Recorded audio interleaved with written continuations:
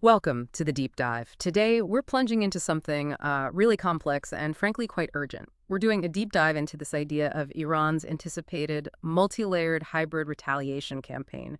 This is following a hypothetical U.S. airstrike on its nuclear sites. Our mission really is to unpack this incredibly detailed forecast we've got. We want to look at Iran's probable next moves and, the huge ripple effects this would have globally. We're drawing all this from a fascinating report, and the goal is for you to walk away with a much clearer picture of this whole interconnected geopolitical mess. Yeah, and what's really striking here isn't just how specific the intelligence seems to be, but the sheer scope of it all, the interwoven strategies Iran might use. It's not just military tactics, right? It pulls in diplomatic maneuvering, huge economic consequences, and even these very sensitive covert operations. The source material really lets us see the different layers, the hidden dimensions of this potential conflict. It's quite eye-opening. Okay, so let's try and unpack this intricate strategy. The report kicks off by identifying some immediate, very likely actions Iran would take. What's right at the top of that list, especially thinking about, global trade and energy? Well, the analysis points strongly, like a high probability, maybe 60–70% chance of disruption in the Strait of Hormuz. And the tactics they outline are quite specific. They seem designed to create maximum economic pain. We're talking deployment of naval mines, fast attack craft by the IRGCN. That's the Revolutionary Guard Corps Navy, known for asymmetric stuff. Exactly. They'd use those to try and choke the shipping lanes. Okay. It's about making it physically difficult or dangerous to pass. So not just a show of force, but actually trying to cut off that vital artery. Precisely. And they'd also likely use suicide drones, one-way attack systems, and these loitering munitions. Those are drones that can hang around, wait, and then strike. They'd launch them from places like Qeshm and Bandar Abbas. And crucially, the report suggests the main goal isn't just sinking ships. It's targeting, say, UAE and Saudi tankers near Hormuz to drive insurance premiums sky high. Making it too expensive to ship through there. Exactly. Make the route economically unviable. And the report flags a massive consequence here, choking off maybe 20% of global oil supply. That could send Brent crude over $110 a barrel. I mean, that's staggering for the global economy. So what does the report think the U.S. does in response to that, given the stakes? Well, the U.S. response would have to be quick and decisive. The report mentions things like reactivating Operation Sentinel, that's the escort convoy system, or even potentially preemptive strikes on Iranian naval sites to, neutralize the threat quickly. The pressure to get oil flowing would be immense. Okay, so disrupting shipping is one angle, but the report also talks about more direct confrontation, right? Strikes against U.S. military bases in the region. Which bases are named as the main targets, and why those ones? The primary ones listed are Al Udeid in Qatar. That's a huge, crucial U.S. airbase. Then Ain al-Assad in Iraq, Erbil up in Kurdistan, and other key bases. Bahrain, Kuwait, Syria are mentioned too. The methods would likely be precision drone swarms, maybe short-range ballistic missiles. And what's interesting is the reliance on local proxies, groups like the PMF factions, Kataib Hezbollah in Iraq. To maintain some deniability. Sort of, yeah. Yeah. Though, that deniability often looks pretty thin. The bigger strategic goal seems to be pushing for a U.S. withdrawal from the region, or at least making it politically really tough for host nations to keep U.S. troops there. That sounds like incredibly high stakes. But Iran's strategy isn't just military or economic, is it? The report also points to a more insidious global threat, activating overseas sleeper cells. What's the probability assessed for that, and where would they likely hit for maximum effect? That's assessed as medium to high probability. And the targets could be all over Europe, South Asia, Latin America. It's a diverse list. U.S. diplomatic missions, maybe military attachés, Israeli or Jewish community centers, and potentially even soft civilian targets. The idea isn't always mass casualties, but creating maximum psychological impact, spreading fear. And who are these agents? Which groups might be involved in attacks so far from Iran? The report specifically mentions Hezbollah operatives. They often have deep roots in places like Venezuela, Germany, potentially even Canada or India are mentioned. The risk there is pretty substantial. Attacks like that could easily trigger major terror alerts across the Five Eyes nations. And in big cities like New York, Berlin, Mumbai, it shows Iran's reach. It's clear this isn't just Iran acting alone. This strategy leans heavily on its network of proxies, right? Kind of extending its power and blurring the lines. Let's start with Hezbollah in Lebanon. What's their expected role if this scenario kicks off? Right. Despite some reports suggesting they've been weakened, the assessment here is that Hezbollah still has maybe 90% of its fighting power. So they'd likely launch a pretty significant rocket barrage, maybe 100 to 300 rockets, aimed at Israeli military sites up in the Galilee. The report also expects infiltration attempts across the Blue Line using their elite Radwan units. And they probably try to disrupt UNIFIL operations too. The UN peacekeepers there. Exactly. The overall goal seems to be dragging Israel into a wider two-front war, making it costly and draining resources. Okay, moving south then, down to the Red Sea. How do the Houthis in Yemen fit into this complex picture? What's their likely playbook? The Houthis are expected to really ramp up their long-range missile and drone attacks significantly. Their targets wouldn't just be Saudi Arabia anymore, but also the UAE, mentioning the Abu Dhabi air base, plus those critical Red Sea shipping lanes. And even Israeli port cities like Eilat. The report even notes they might try to block the Bab el-Mandeb Strait. Another vital choke point. Yes, possibly coordinating that with any disruption Iran causes up in Hormuz, trying to hit maritime trade from both ends. And wrapping up the proxy network, what about the Hashd al-Shabi, the PMFs in Iraq and Syria? They've often been a flashpoint. Their role seems twofold, based on the report. First, restarting their anti-U.S. campaigns. That means more indirect fire, rockets or mortars aimed at the Green Zone in Baghdad or U.S. outposts in Syria. Second, and this is crucial, they could act as logistical channels, basically smuggling routes for Iranian weapons heading west, maybe into Lebanon or even Gaza, helping supply other proxies. This whole scenario, it really pulls in the big global players, doesn't it? Shifting the global chessboard, as some might say. Let's widen the view now. How might the great powers react? Starting with China, what are their main goals here? For China, the main objective seems to be strategic advantage. Tying down U.S. military and political resources in the Persian Gulf, which would ideally for them slow down or weaken the U.S. pivot to the Indo-Pacific, something Beijing sees as a direct challenge. Their moves would likely be quite pragmatic.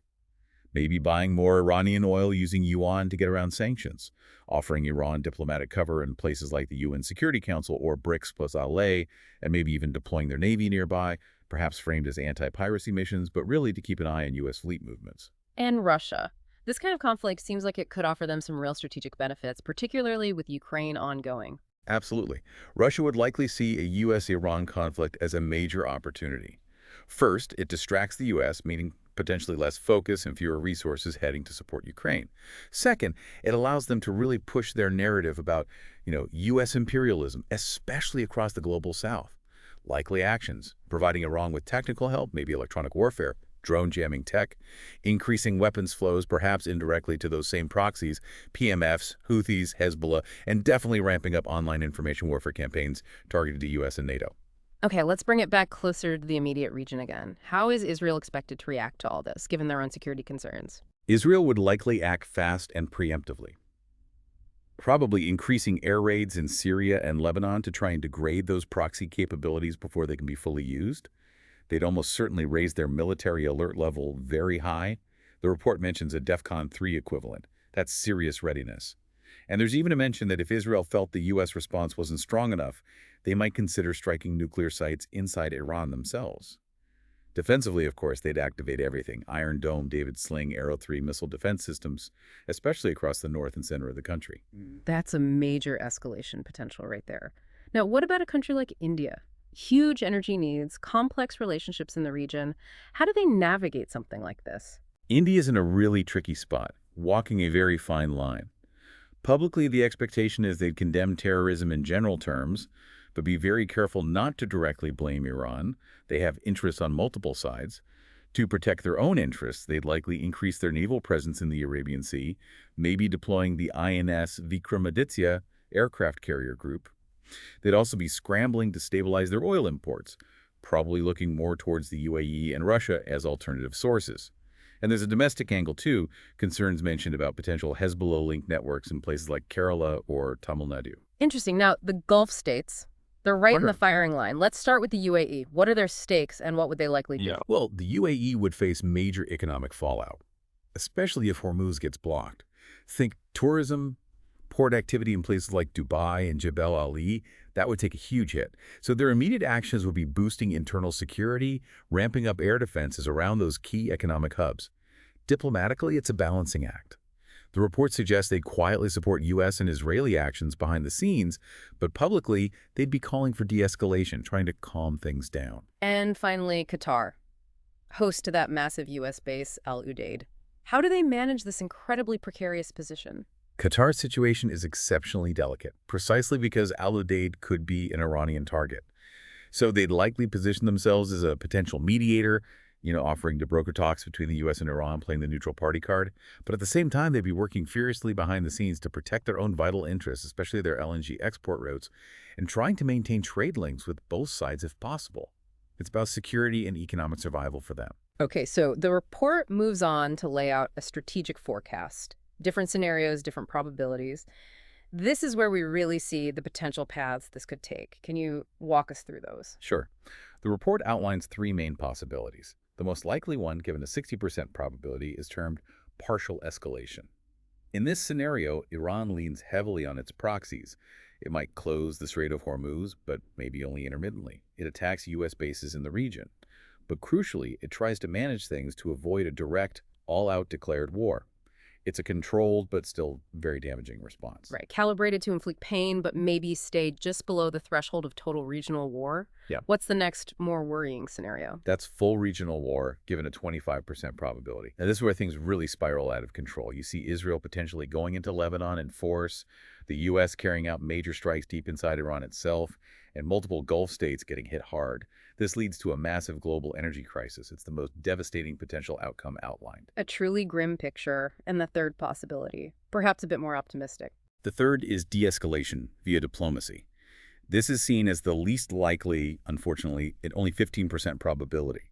Here, you'd see powers like Russia or China maybe stepping in successfully to broker some kind of ceasefire, and the U.S. might, perhaps, accept some kind of Iranian nuclear containment deal short of full rollback in exchange for guarantees against a weapon breakout.